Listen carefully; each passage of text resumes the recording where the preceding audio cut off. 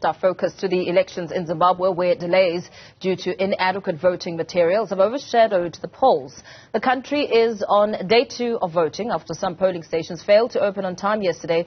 Newzroom Afrika's Audrey Chimwanda is at the Harare International Conference Centre, where election observers are expected to give their feedback on the elections. Audrey, a very good afternoon to you. Some challenges as the polling stations are marred by some elements of chaos. What's the latest?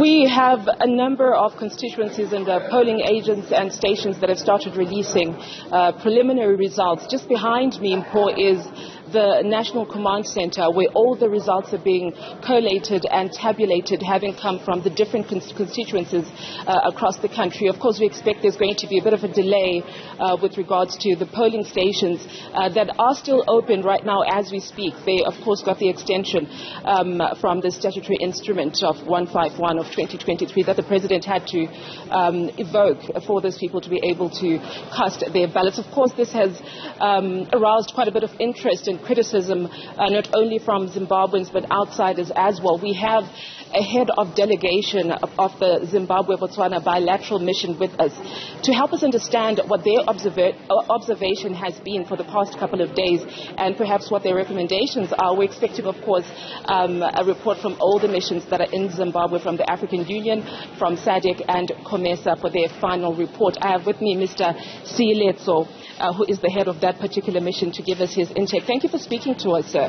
What is your initial reaction with regards to the electoral process that has happened in Zimbabwe? Well, thank you very much for having me. I would say, there are some very, very positive points about the Zimbabwe electoral process, particularly the electorate themselves, the way they behaved, even at times when one would expect that their tempers will flare. And I would also like to commend the politicians for taking it upon themselves to persuade the Zimbabweans that even during the difficult times, during the election period, they should remain calm and true to themselves. Because, if you ban anything, it is your country that is going to suffer, and ultimately yourself. And the Zimbabweans took heed of this. So what we experienced was that polling stations in the majority were opened on time, where we went at 7, because everything was in place and therefore systems go.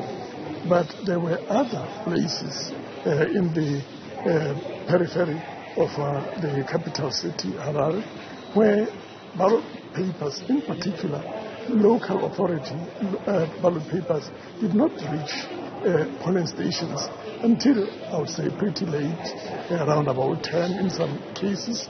And one particular case that I thought was in the extreme was when ballot papers reached a polling station at 3:30.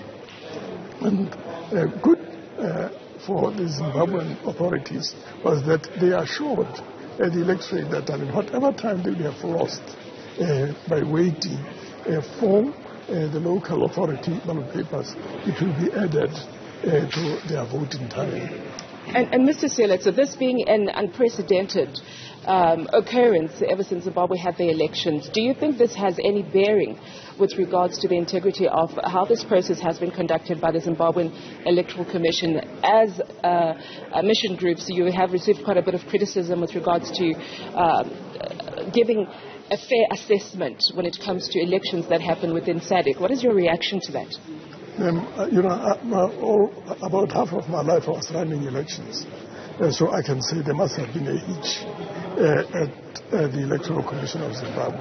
But I would not like to jump to conclusions to say that this was deliberate, but I want to believe it was a mistake in good faith. And one would have to understand why it actually happened before they can make a statement, either criticizing them or applauding them. But one thing that I think wasn't, to me, wasn't well done was at the polling stations where, people were not, advised of the developments as they unfolded, just to be kept in the know when to expect the ballot papers and when not to expect them. So, but that's why I said I want to applaud the people of Zimbabwe for the patience, the maturity that they demonstrated in the political space. We appreciate that from you, Mr. Sile. So thank you so much for speaking to us. Head of delegation of the Zimbabwe-Botswana observer mission that was invited directly by President Edi Mnangagwa with his counterpart in Botswana. Of course, we await the official report from all the observer missions that have been in the country for the past couple of days leading up to this election. We expect that to happen today. But for now, we'll be here at the command center waiting for those results to start trickling in. Some of them have been published already, but not officially, so we wait for the Zimbabwe Electoral Commission to give us that official report. Audrey, as you wait, of course, for the results to trickle in, what has the general sentiment been amongst people who have made it to polling stations and made their mark and, of course, await the results? Well, it depends on where you ask the question, Paul. They are opposition strongholds who don't have a lot of faith with the institutions that run these elections.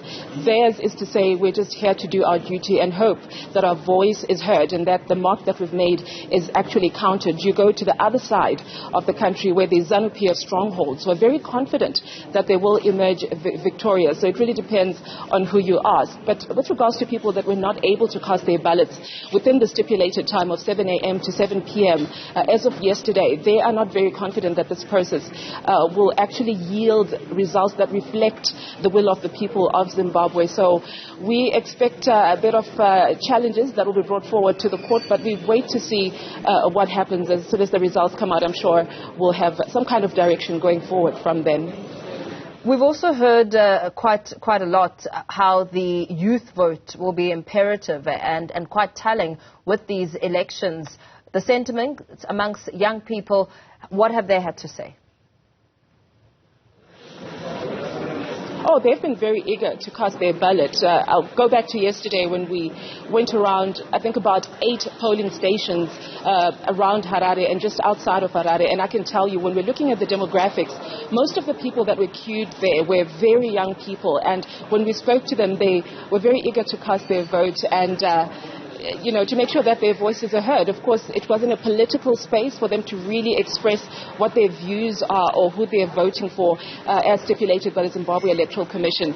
But it really is a stark difference from the figures that we've gotten from the statistics from the Zimbabwe Statistics Office that anticipated that a lot of young people would not be participating in this election compared to the number of people that registered to vote.